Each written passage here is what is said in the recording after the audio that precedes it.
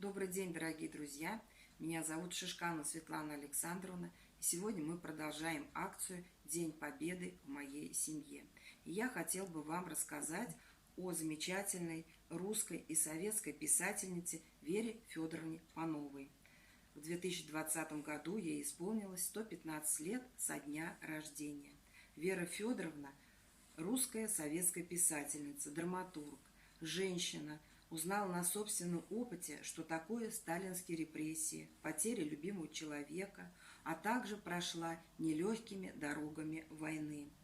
Вера Панова снискала не только читательскую и зрительскую любовь, но она была награждена и 3 сталинскими премиями, орденом Трудового Красного Знамени. Книги писательницы переведены на многие языки мира. Есть в нашей библиотеке тоже книги Веры Пановой, а в руках я держу книгу «Сергей Иванович и Таня». О чем же расскажет, ребята, нам эта книга? Сегодня ты прочтешь рассказ замечательной писательницы Веры Федоровны Пановой о блокадном Ленинграде. В первые месяцы Великой Отечественной войны фашистам удалось подойти близко к Ленинграду и окружить его, отрезать на суше от всей страны. Для сообщения с Большой землей оставался только один путь – по Ладожскому озеру.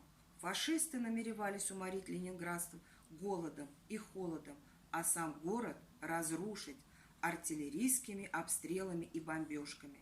900 дней оставался Ленинград в блокаде. Не было воды, не было электричества и отопления. В самые трудные месяцы ленинградцы получали в день лишь по кусочку хлеба величиной с детскую ладонь. И все время на город падали бомбы и снаряды. Вот об этом тяжелом, трудном времени написала свои рассказы эта писательница. И некоторые из них я вам сегодня зачитаю. О сосновых веточках. Эльза Августовна съездила куда-то и привезла сосновых веточек. Мама их заварила, как чай, и мы этот чай пили. О луковице.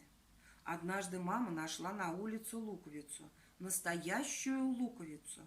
Мы ее съели с подсолнечным маслом. Это было так вкусно, что мы смеялись от радости. Вот бы каждый день находить луковицы, сказала мама.